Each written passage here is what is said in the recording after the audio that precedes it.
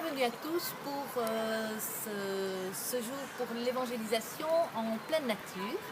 Alors nous allons rejoindre aujourd'hui Marie-Claudine qui est partie à Chypre pour une semaine. C'est la deuxième mission qu'elle va faire là-bas. Et on peut se rappeler peut-être la première mission où elle avait été, où elle était allée pendant 21 jours avec le strict minimum sur les plages de Chypre. Et là, évidemment, c'était en plein été, donc il y avait plein de monde et le Seigneur l'avait envoyée là-bas. Et elle n'a pas tardé pour vraiment passer à l'action. Et c'est vrai que pouvoir accepter comme ça de partir, de lâcher tout notre confort pour aller à la rencontre de l'autre qui a besoin vraiment du message de l'Évangile. Et donc c'est là qu'on va voir la plage où ça s'est passé. Bon, évidemment, il faut l'imaginer avec plein de monde et en plein été, sous la grosse chaleur, c'était quelque chose comme 40 degrés. Et tous les symptômes physiques qui se sont aussi développés, parce que Marie-Claudine a l'habitude de vivre quand même dans notre beau pays, la Belgique, donc pas du tout le même climat. Et donc voilà, elle a passé donc 5 jours à dormir sur la plage, à être dans la rue, à être prise aussi pour une mendiante, pour une réfugiée qui essaye de squatter les biens des gens de la région. Donc il y avait beaucoup de méfiance dans un premier temps. Mais au bout de 5 jours, il y a quand même eu une personne qui l'a accueillie avec générosité. Et c'est là que toute la mission du Christ s'est incarnée.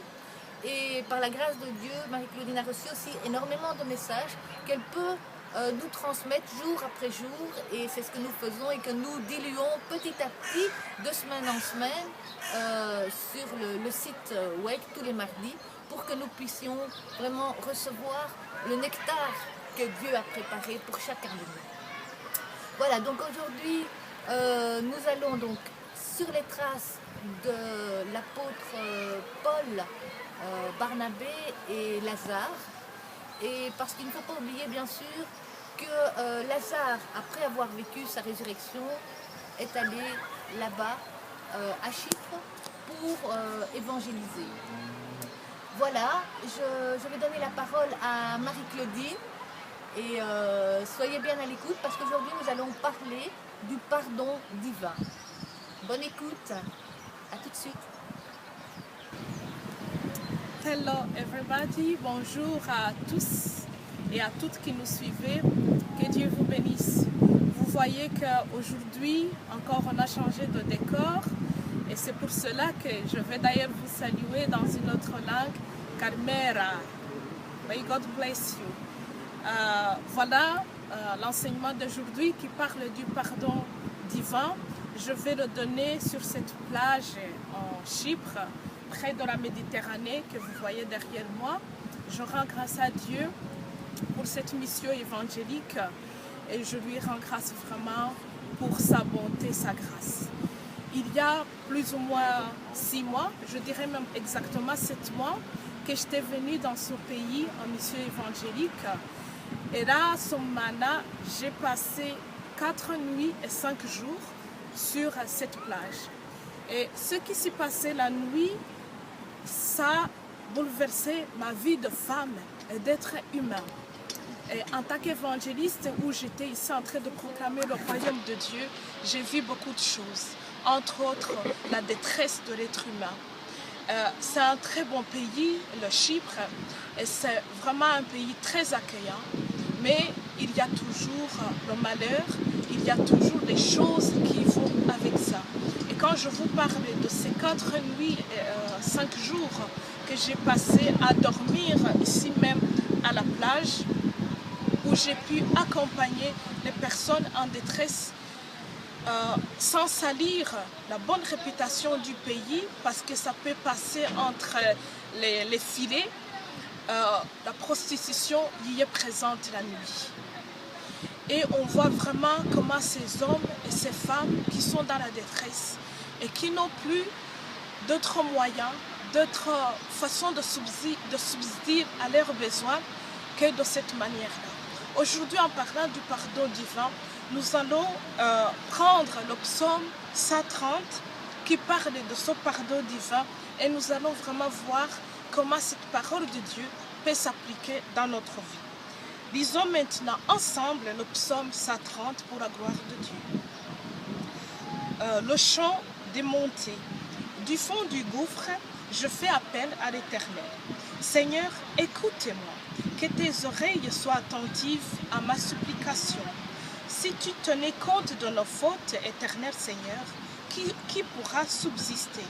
Mais le pardon se trouve auprès de toi, afin qu'on te craigne. J'espère en l'Éternel de toute mon âme, je m'attends à sa promesse, je compte sur le Seigneur plus que les gardes n'attendent le matin, ou plus que les gardes n'attendent le matin. Israël, mets ton espoir en l'Éternel, car c'est auprès de l'Éternel que se trouve la bonté. C'est auprès de lui que se trouve une généreuse libération, celui qui rachètera Israël de toutes ses fautes. Amen. Ce psaume, qu'on dit que c'est le psaume d'Ézéchias et non de David, qui nous parle du pardon divin. C'est au fond du gouffre, au fond du trou, nous nous sentons souvent seuls et en pareille situation, très éloignés du Seigneur. Et pourtant, c'est dans ces moments-là que la présence de Dieu nous est vraiment indispensable. Ce que j'ai pu constater quand j'accompagnais, quand je parlais du royaume de Dieu à ces personnes qui se sentaient dans le gouffre de leur vie, qui ne trouvaient pas une autre solution que d'offrir leur corps à qui voulait le prendre. Et d'ailleurs, en allant à l'encontre plutôt de la loi divine des commandements de Dieu. Le désespoir donc provoque le péché et le péché provoque le désarroi et une sorte d'engrenage vicieux et l'apitoiement sur nous-mêmes. Pourquoi je dis l'apitoiement sur nous-mêmes? Parce qu'on se dit qu'on n'a pas d'autre solution. Notre Dieu est un Dieu qui vient au secours de notre appel. C'est pour ça que quand nous sommes vraiment dans pareille situation, quand les problèmes nous écrasent et quand les plaintes et les murmures augmentent dans notre vie, c'est à ce moment-là que le sentiment d'impuissance qui nous envahit, il fait que nous lançons un appel vers l'Éternel, notre Père, lui qui peut nous secourir en toutes circonstances, lui qui peut vraiment être là pour nous sortir de notre trou, pour nous sortir du gouffre. Un simple appel en toute humilité, quand il est adressé au Seigneur, il change complètement, il réoriente la direction de notre vie, de notre pensée et de notre façon de voir. Et d'ailleurs, c'est que le Seigneur qui est capable de faire cela dans notre vie. La reconnaissance aussi de nos fautes et péchés nous libère des liens du Satan. Et ça, c'est très important parce que cette reconnaissance nous ouvre la porte du salut, fait que Jésus entre dans notre vie. Et quand le Seigneur Jésus entre dans notre vie, il règne en majesté. Il vient vraiment, il règne en tant que pourvoyeur de tous nos besoins. Il vient vraiment pour changer complètement notre vie. Et c'est pour cela d'ailleurs que pardonner aussi à ceux qui nous ont offensés, à ceux qui nous ont mis dans cette situation est très important, je dirais même primordial. Parce que quand le Seigneur nous pardonne, lui, il oublie complètement toutes nos fautes. Et c'est pour cette raison que nous aussi, quand nous devons pardonner ceux qui nous ont offensés, ceux qui ont fait que les situations de notre vie se sont avérées un peu pures, un peu pires, je vais dire, et qui ont fait que les choses vraiment ont pris une sorte d'ampleur incroyable, nous devons aussi les pardonner. Et vraiment essayer de passer au-delà, outre ce que nous avons mis dans nos pensées. Et c'est pour cela d'ailleurs que la parole de Dieu change notre façon de voir et notre façon de penser. Et c'est pour cela aussi que toutes les portes nous sont ouvertes, parce que en pardonnant, En acceptant le pardon divin, nous recevons l'Éternel, nous recevons Jésus en Sauveur et il y règne en Seigneur dans notre vie. Et cela vraiment nous ouvre les portes d'un meilleur avenir.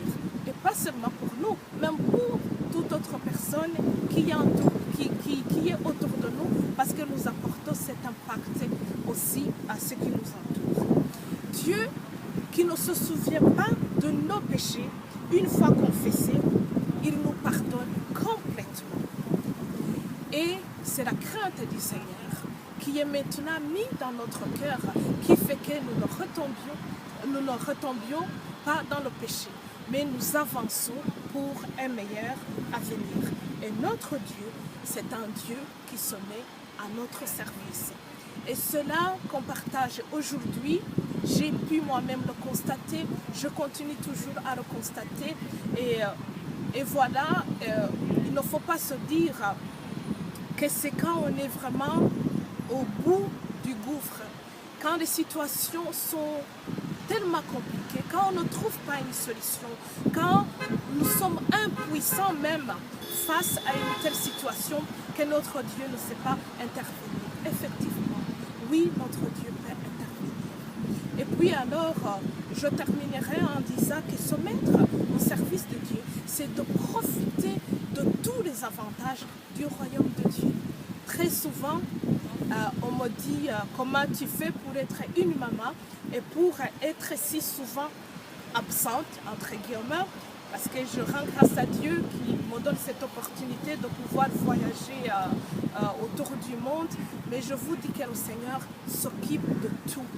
Vraiment, quand on se met au service du royaume de Dieu, il s'occupe de tout. Il se met à notre service. Il ne faut pas avoir peur de s'engager. Il ne faut pas avoir peur de prendre ce pardon divin, de le recevoir et de le garder avec la crainte du Seigneur. Et aussi de se mettre au service de notre Dieu. Parce que partout où nous pouvons être, les gens peuvent avoir besoin de nous. Et cela, c'est comme ça qu'on pourra impacter ce qui nous entoure.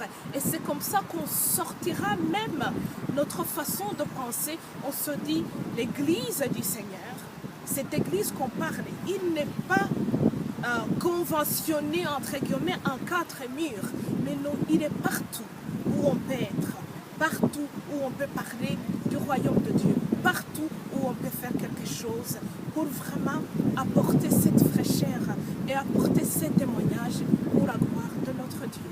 Que vraiment le Seigneur vous bénisse and may God bless you all.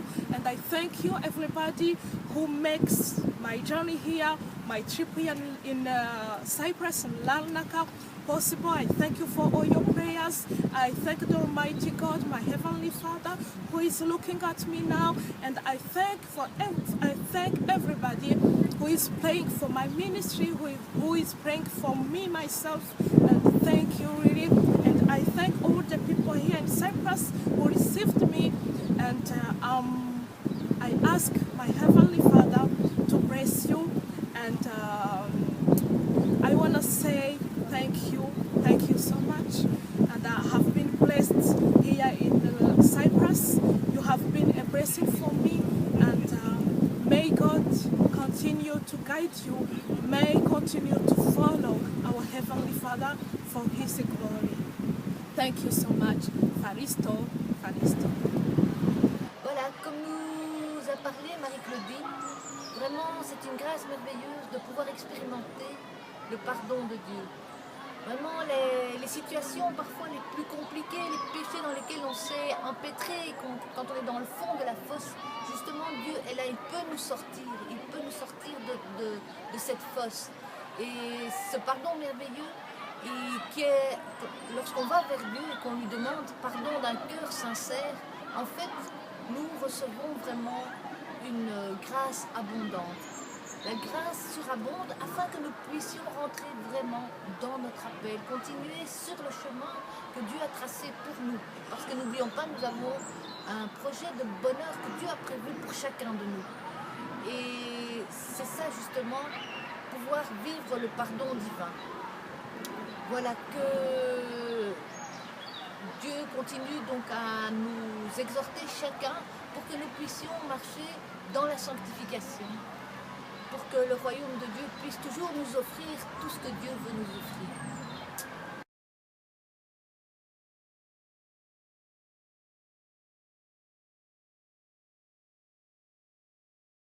Voilà, maintenant, je vais vous faire une visite guidée, entre guillemets, de cette belle ville sur les traces de l'apôtre Barnabé et de l'apôtre Paul. Et ici, pour toutes les personnes qui m'ont demandé de les montrer la Méditerranée, travers l'océan, et cette belle ville qui est Larnaca. Et là, on n'est pas très loin, aussi à 5 minutes d'ici. Je vais peut-être avoir l'opportunité de vous montrer, parce que c'est derrière ces grands immeubles qu'on voit aussi la tombe de Saint-Lazare. Je vais aussi le prendre et comme ça on va aussi en parler. On n'est pas aussi très loin de là où Paul, le pilier de Paul a été fouetté 40 fois moins un coup. C'est à Paphos, ce n'est pas très loin d'ici. Et voilà, c'est sur les traces de l'apôtre Paul que le Seigneur a voulu que je sois en cet instant, pour nos moments. Et voilà, que Dieu vous bénisse. Continuez à prier pour ce pays, le pays où l'évangélisation a commencé il y a tellement longtemps, mais le pays où ces personnes croient dans d'autres dieux. Et voilà, on va continuer à en parler pour la gloire de Dieu. Maintenant, nous allons faire une petite visite dans l'église de Saint-Lazare, qui se trouve donc sur l'île de Chypre. Et dans cette église, il a été installé le tombeau dont Lazare est sorti quand il a été ressuscité. Bien sûr, il a été transporté d'Israël jusqu'à Chypre, puisque au départ il a été ressuscité sur les terres d'Israël. Mais là, ils ont installé le tombeau dans cette merveilleuse petite église qui est très vieille. Et c'est pour nous rappeler aussi tout ce que Lazare a fait comme évangélisation sur l'île. Voilà, que la visite guidée soit appréciée par chacun de vous.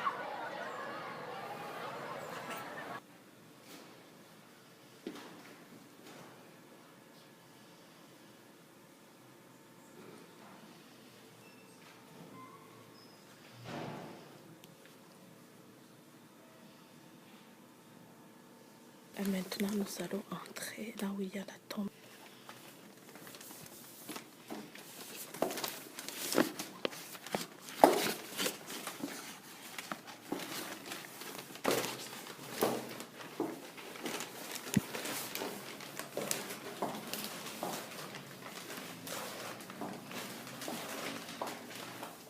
Et voici, c'est vraiment exceptionnel que je puisse être ici toute seule.